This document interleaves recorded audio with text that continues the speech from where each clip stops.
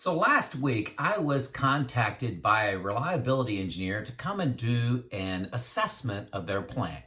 Come in, look at best practices that they're doing around planning, scheduling, problem solving, could be lubrication, PM execution, precision work.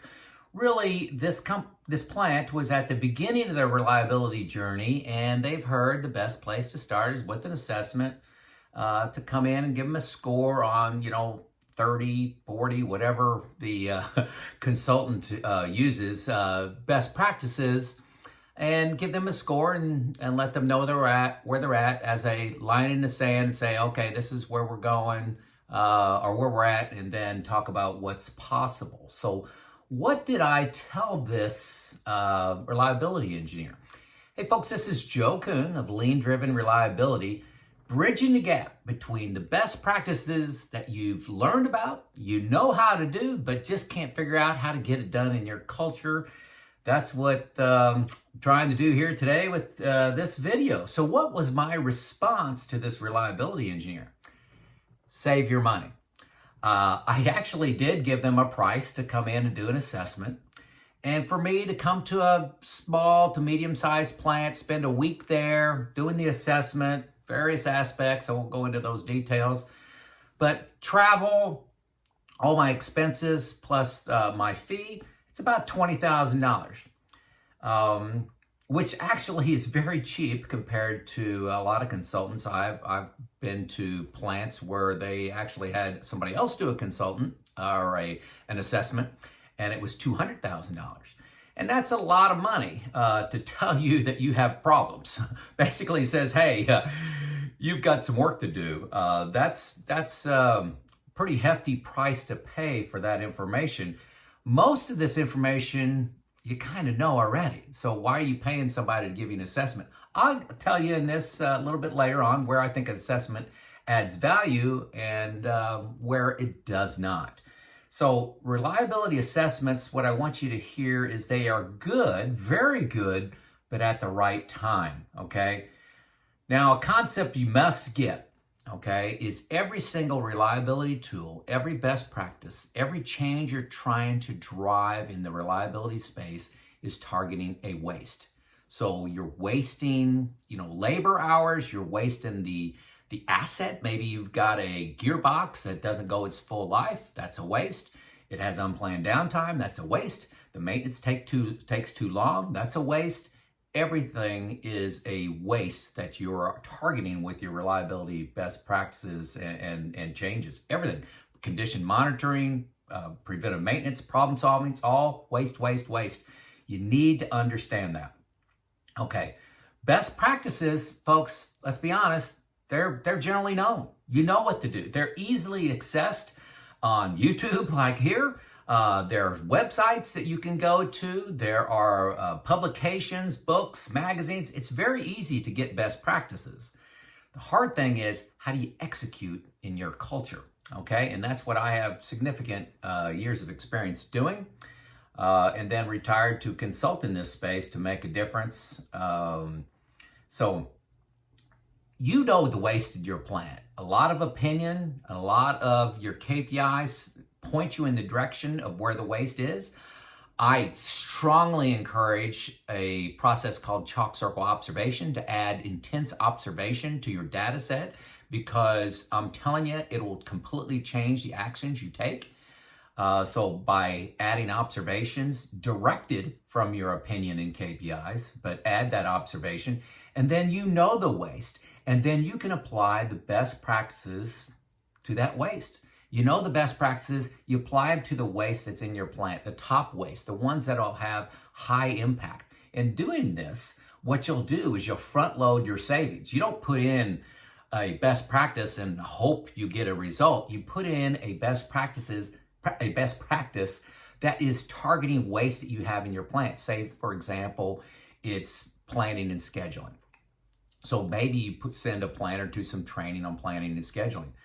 I actually see that's rarely the first move. A lot of times what you'll find is that Your wrench time is very low with your craft people, and the problem ends up being they don't have enough fork trucks or the coordination of work, or you don't fully kit jobs. So you can put in place a kitter stager from your existing headcount. It's just an example.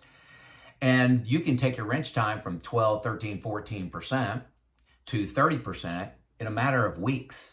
And that dramatically changes the business case, okay? First of all, you start working less overtime, then you don't, you could free up people to do problem solving, you could free up people to be full-time condition monitoring people. It's the catalyst that can start your whole organization moving forward, but it started with finding the waste that you know you got in your plant, seeing it, and addressing the waste specific to your plant, okay? So once you know that waste, I'm telling you, the actions you need to take become obvious. One of the most common questions I get is, Joe, where do I start my reliability journey? What that tells me is that you haven't done chalk circle observation. So you do need to do that intense observation. When I say chalk circle, that's at least 4 hours, okay? Now to do a observation on a whole plant to start a reliability journey, I recommend that be a couple days where you go out and you see reality based on your KPIs and opinion where you think the problems are. Go out and see reality. Are you doing precision work? Are you doing PMs? Are you doing them completely? Or are you just kind of what we call pencil whipping them? You're doing 25, 50, 75% of them because of the time window you got. And you're not doing all the PMs. That's misleading the KPIs, correct? Okay. So observation must be part of your data set in doing an assessment of current state. Once you start knocking out some waste and the crew starts getting delighted, hey, we get to work on this equipment, we get to fix this equipment, it gets to run right, production starts to see that outages are efficient, equipment's running better, you get some organizational momentum and enthusiasm. And that invites future investment and partnerships with the production and engineering and plant management folks. Organizational momentum, don't underestimate. That's what's needed in a culture change. You know, some examples of what you may see in your plant is, hey, you got PM completion of 25%. Do you need an assessment by an outside organization to say that's bad?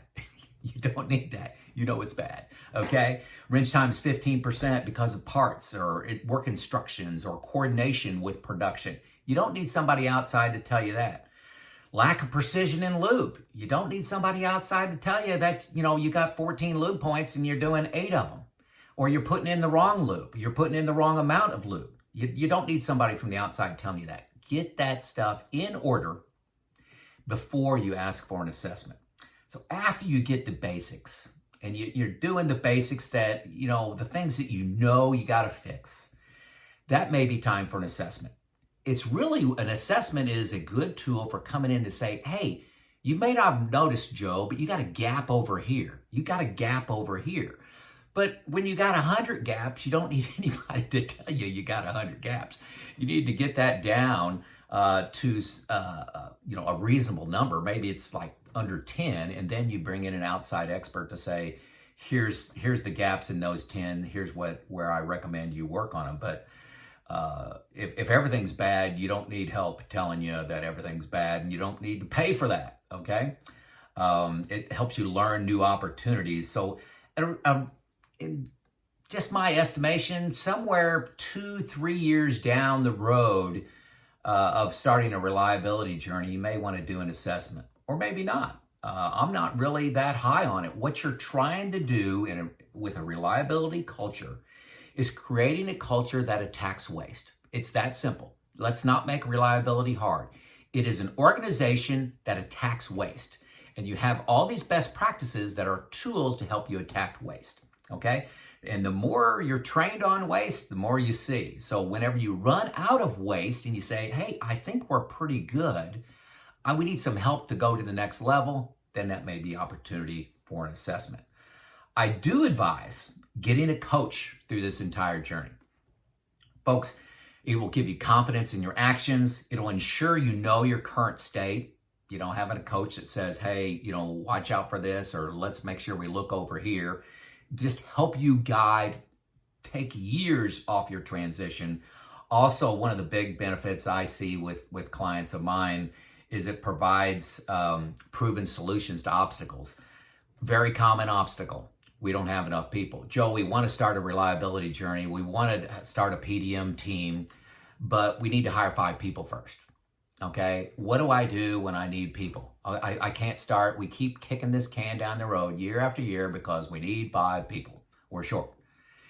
Well, folks, under the guidance of a coach, we could how do we get more efficient with the people we got and free up those people? I have 100% success rate of going into organizations saying they're down, for example, 5 people. By the end of a week of consulting with them, they realize that they may have too many people. Okay? Because the issue is you're running 10, 15% wrench time and efficiency. You're not utilizing the ones you got. They think they're at 40, 50% wrench time. They're really at 10, 15. You can double that pretty easily, and then you have significant resources to apply wherever you want to get your reliability journey going. That's what a coach can do for you.